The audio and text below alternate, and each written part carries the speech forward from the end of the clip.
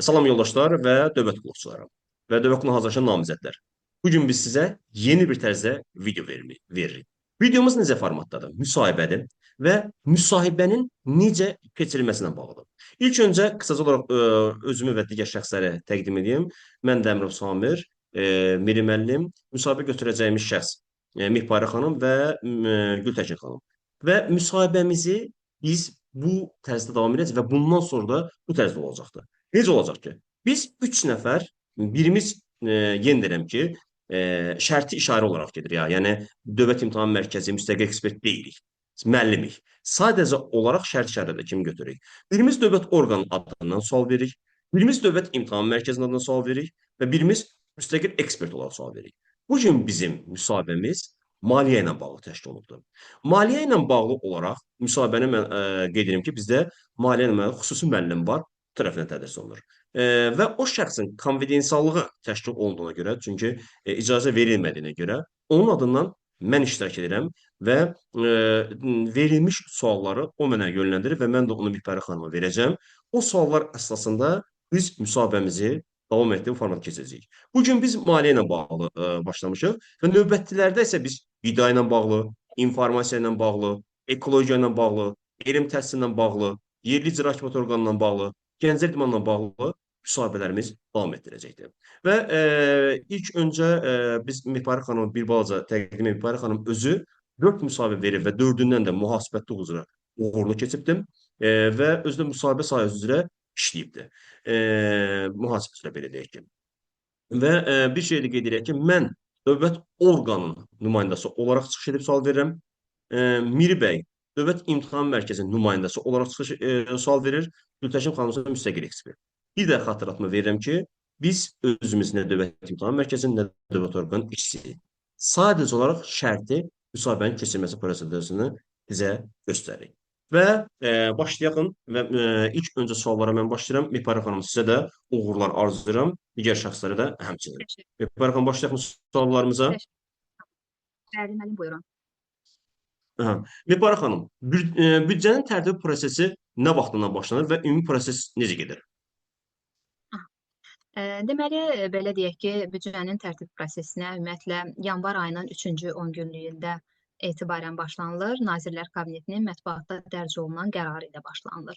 Və bu proses tam olaraq 11 ayı əhatə eləyir. İlk öncə onu qeyd edeyim ki, Nazirlər Kabineti bununla bağlı mətbuatda qərarını dərc edir və bundan sonra büdcənin tərtibi prosesində iştirak edən təşkilatlara lazımi tövsiyələrini verir. Yanvar ayının sonu, fevral ayının sonlarına yaxın isə artıq İqtisadiyyat Nazirliyi tərəfindən sosial-iqtisadi inkişaf proqnozları Maliyyə Nazirliyinə təqdim edilir.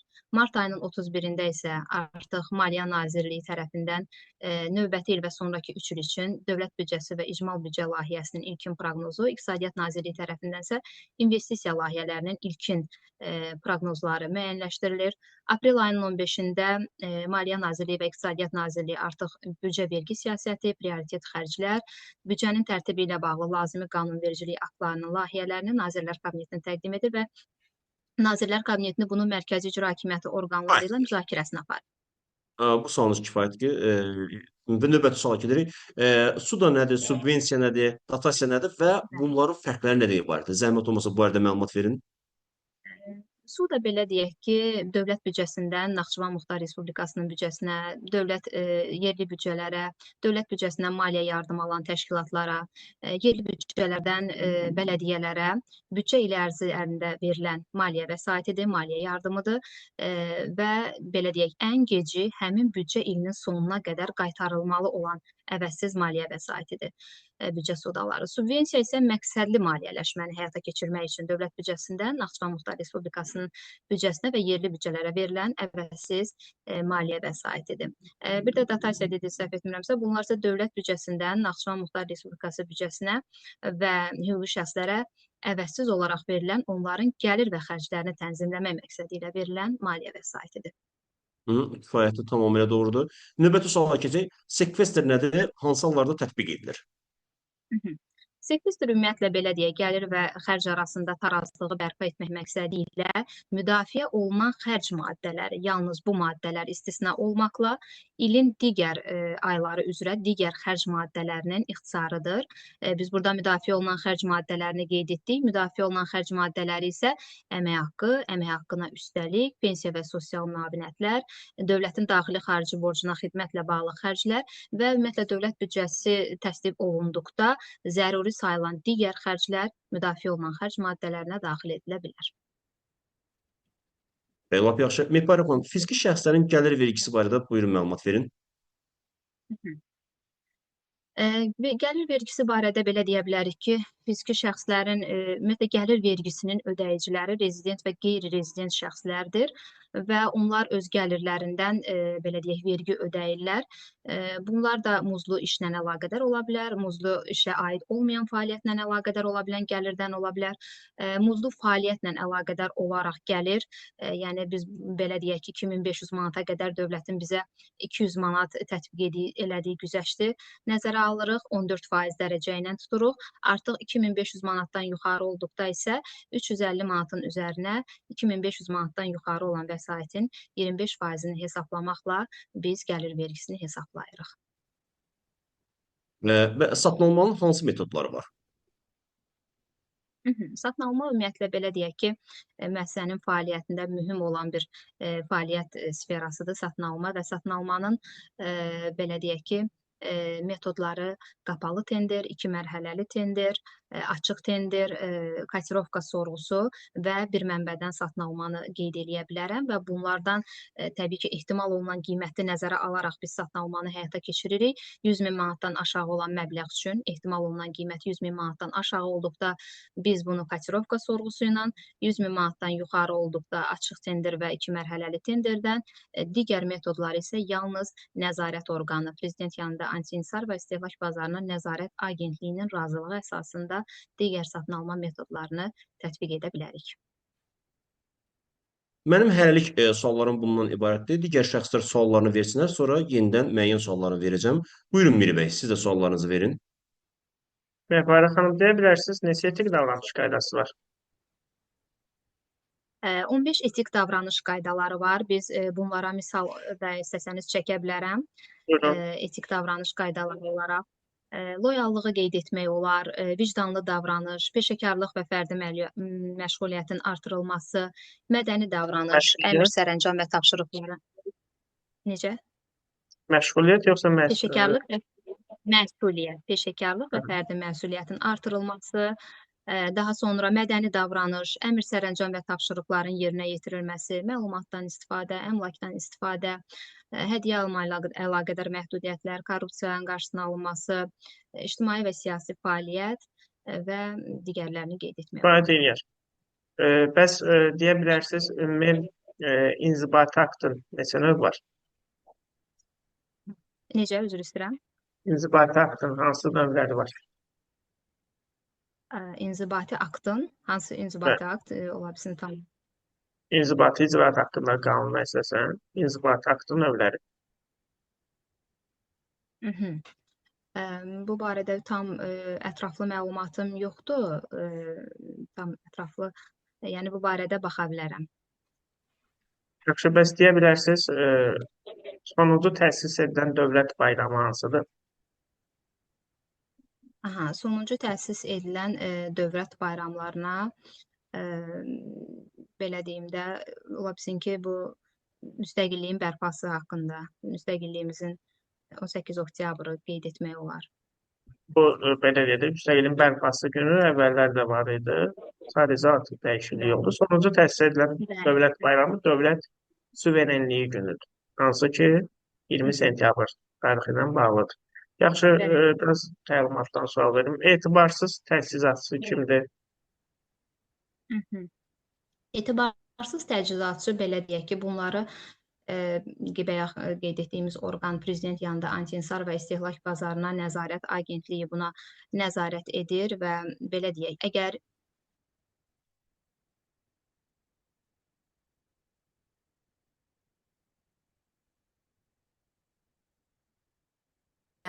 müqavilənin icrasını həyata keçirməkdən boyun qaçırarsa və eyni zamanda bir neçə təchizatçı arasında satın alma prosesi reallaşarsa, bu zaman satın alan təşkilatın əsaslı müraciətinə və nəzarət orqanının əsaslandırılmış qərarına əsasən təchizatçılar etibarsız təchizatçı sayılır və onlar portalda yerləşdirilir.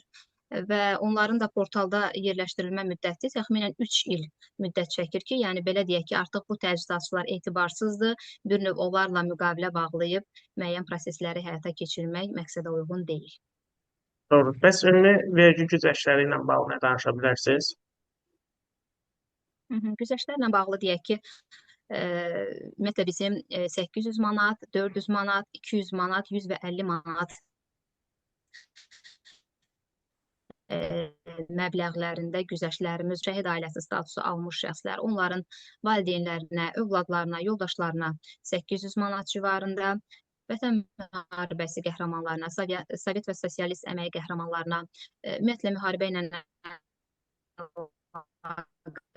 əlilliyi olan şəxslərə, bunlara 400 manat məbləğində, eyni zamanda Çernobıl nəticəsində əlilliyi müəyyən olmuş, xəstəliyə düçar olmuş şəxslərə də 400 manat məbləğində biz güzəşt tətbiq edirik.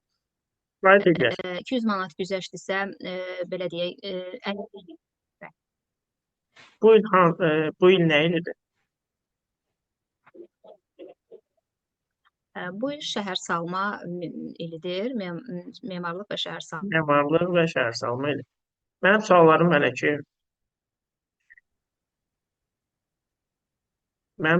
belə ki, bu qədər ki, növbəti ekspert verilsin sualları. Mehbarə xanım, Bəli, bəli. demək ilk sualımı verirəm. Analitik uçot və sintetik uçotun fərqi nədir? Ümumiyyətlə nədir? Ümumiyyətlə, analitik sintetik uçot mühasibət uçotunun belə deyim də bir növ əsasını, bazasını təşkil edir. Analitik uçot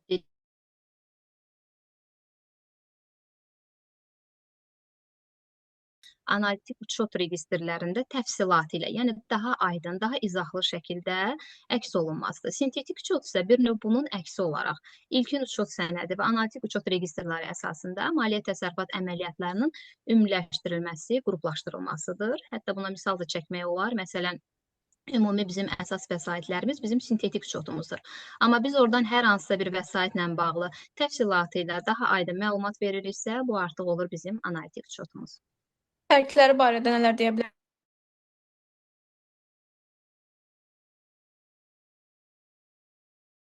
Məlumatları ümumi şəkildə təqdim edirik.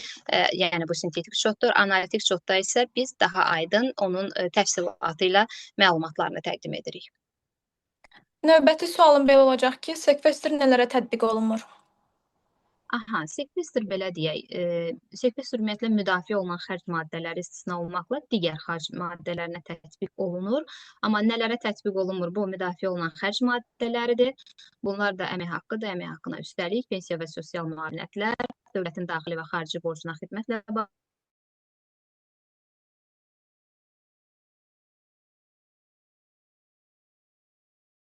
Bu qədər. İnventarizasiya nədir və hansı formaları vardır? İnventarizasiya ümumiyyətlə maddi məhsul şəxsin bir növ balansında olan aktiv və öhdəliklərin mövcudluğunu yoxlamaq, onların mühasibat uçotunda düzgün əks olub-olunmadığı barədə prosesi müəyyən etməkdən ibarət olan bir prosesdir.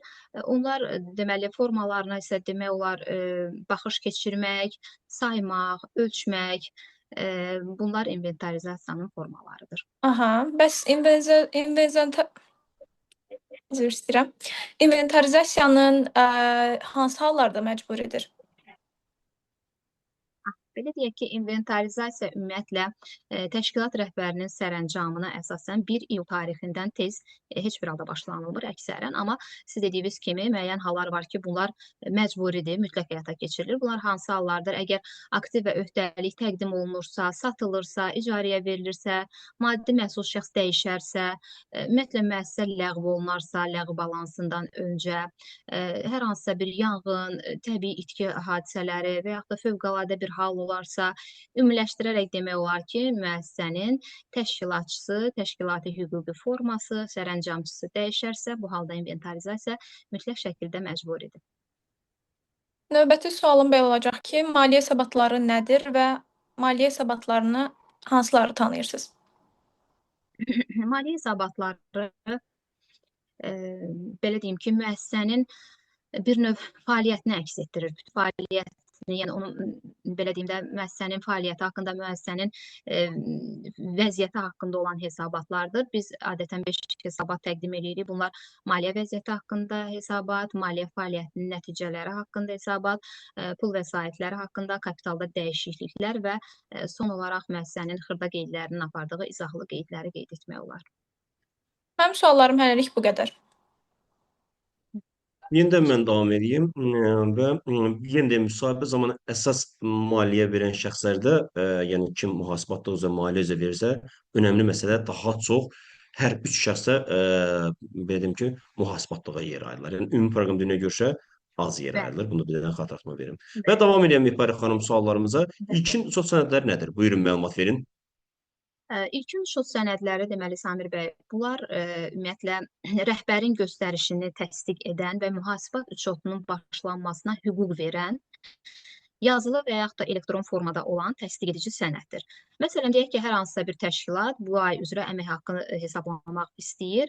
Bu zaman onun ilkin uçot sənədi rəhbərin əmri ola bilər, işçi ezamiyyədədirsə ezamiyyə vəsiqəsi, vərəqəsi ola bilər və yaxud da deyək ki, hər hansı bir xəstəlik halı ilə bağlı xəstəlik vərəqəsi ola bilər, bizim tabelərimiz, bütün bunlar bizim ilkin uçot sənədlərimizdir ki, biz bunun əsasında bir növ mühasibat uçotunu başlatmış oluruq. Bəs mühasibat uçotunun hansı standartları var? Bəli, standartlarımız bu ümumiyyətlə Maliyyə Nazirliyi tərəfindən nəzarətdə olan, hər il mütəmadi olaraq bunun üzərindən baxış keçirilib dövlət dilinə tərcümə olunan standartlarımız var. Hal-hazırda 3 standart var Respublikamızda. İctimai sektor üçün mühasibat uçotunun beynəlxalq standartları, maliyyə hesabatlarının beynəlxalq standartları, kiçik və orta sahibkarlıq subyektləri üçün maliyyə hesabatlarının beynəlxalq standartları. Bəs hansı vergilər var? Bir də sadələşdirilmiş vergi nədir? Vergilərimiz ümumilikdə dövlət, yerli vergilər və Naxçıvan Muxtar Respublikasının vergilərinə bölünür. Gəlir vergisini demək olar, mənfəət vergisini, aksizlər, daha sonra yol vergisi, mədən vergisi, sadələşmiş vergi. Səhv etmirəmsə, siz sadələşmiş vergini də Bəli, deyirsiniz. sadələşmiş vergi, bəli. Bəli, sadələşmiş vergi açığı biraz mənim fəaliyyət sferama tam uyğun deyil. Belə deyək, ictimai iaşə müəssisələri bildiyim qədərilə tətbiq eləyir. Amma tam olaraq geniş bu barədə məlumatım yoxdur. Sadəcə ictimai iaşə müəssisələrinin tətbiq elədiyi barədə xırda məlumatım var. Kifayət edir. Bir də bəzi suallar verim ki, bu konstitusiyada vardır ki, maliyyə kredit və pul hesabının həyata keçirilməsini təmin edən kimdir? Nazirlər Kabineti təmin edir. Düzdür. Konstitusiyayla bağlı bir dənə də sizə sual verim ki, hansı hüquqlarınız var? Misal olaraq hansıları göstərə bilərsiniz? Hüquqlarımız kifayət qədərdir. Ümumiyyətlə, bildiyimiz kimi konstitusiyada insan vətəndaş hüquq və azadlıqlarına kifayət qədər yer ayrılıb. Hüquqlarımıza mən istifadə etdiklərimdən də başlaya bilərəm. Məsəl üçün, müraciət etmək hüququdur, dövlətin idarə edilməsində iştirak etmək hüququdur, təhsil hüququndan istifadə etmişəm, əmək hüququndan, nigah hüququ, daha sonra seçki hüququ. Ümumi amma hüquqlarımız çoxdur, bərabərlik hüququmuz var, şəxsi toxunulmazlıq hüququmuz var, bir çox hüquqlarımız var. Kifayətdir. Mehpari xanım, bu yaxınlarda may ayının 17-si, 22-si tarixində Azərbaycan mühüm bir beynəlxalq tədbir keçirmişdi. Nə tədbiri idi? Bu BMT-nin beynəlxalq şəhərsalma forumu idi, 13-cü şəhərsalma forumu idi ki, ölkəmizin belə deyək, şəhərsalma sahəsindəki bu qabaqcıl nailiyyətlərinə əsasən bu il ölkəmizdə məhz bu beynəlxalq tədbir ölkəmizdə həyata keçirilmişdir. Bəs yaxşı Mehpari xanım, bu bizdən sonra hansı ölkəyə keçdi? 13-ə biz Azərbaycan, 14-ün hansı ölkəyə getdi? Səhv etmirəmsə Meksika olmalıdır. Bəli, Meksikaya getdi. 2028-ci ildə orada keçiriləcək. Bəs yaxşı, hansı ölkə daha çox nümayəndə ilə qatılmışdı buna? Ən çox nümayəndə heyəti ilə Səudiyyə Ərəbistanı idi. səviyyələr Tamamilə sırasına doğrudur. qoşulmuşdur. Bəli. Bəs yaxşı, hansı dövlət və hökumət başçıları bu tədbirə gəlmişlər? Hansı ölkələrin? Ölkələrdən səhv etmirəmsə burada Serbiyanın prezidenti idi, Bolqarıstanın prezidenti idi, Gürcüstanın baş naziri idi, daha sonra Qırğızistan, Özbəkistan prezidentlərini misal çəkmək olar, Kenyanın prezidenti iştirak eləyirdi, daha sonra Malavinin prezidenti səhv etmirəmsə bunlar da iştirak etmişdilər. Mənim suallarım bu qədər. Demək olar ki, kifayət eləyir, tam əhatəli cavab verdiniz və keçək Miri bəyə. Buyurun sizin suallarınızı. Büdcə ilə bağlı vermək istəyərdim ki, bu bələdiyyələr bilirik ki, büdcə ilə bağlı hesabatlar verir. Həmin hesabatlar hansı müddət ərzində verilir? Hansı subyektə verilir? Aha, subyekt olaraq ümumiyyətlə Maliyyə Nazirliyinə təqdim edirlər may ayının 1-nə qədər. May ayının 1-nə qədər təqdim edirlər və bunlar 3 hesabat təqdim edirlər büdcənin tərtibi ilə bağlı. Keçən ilin yerli büdcənin deməli faktiki icrası ilə bağlı auditor rəyi, növbəti il üçün cari ilin gözlənilən və keçən ilin büdcəsinin faktiki nəticələri barədə arayış və əgər belə deyək, bələdiyyələr dövlət büdcəsindən hər hansı bir maliyyə yardımı istəyəcəklərsə, yəni dotasiya və digər maliyyə yardımı istəyəcəksə, bunun həcminin əsaslandırılmasını may ayının 1-dən gec olmayaraq Maliyyə Nazirliyinə təqdim edirlər. Doğrudur. Bəs dərkarlar nədir və harada yerləşdirilir?